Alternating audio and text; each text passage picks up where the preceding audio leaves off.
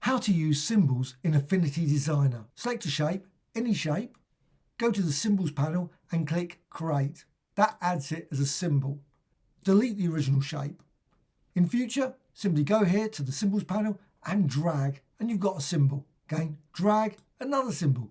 They're exactly the same. You can go to the Layers panel and go here and expand. Just click on one of them and you can see the underlying curve. Once you've done that, you can go over here, use the Node tool, and you can modify the nodes.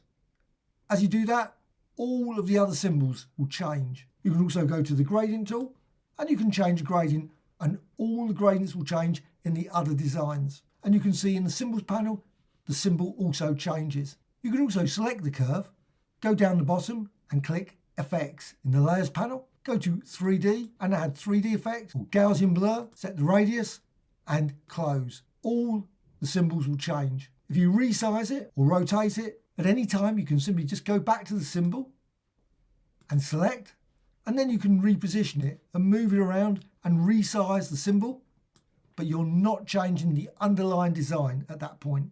You can also create symbols of symbols, as well as symbols of type, and also multiple shapes and much, much more. Hope you found this tutorial of interest. Any questions, please let me know in the comments below.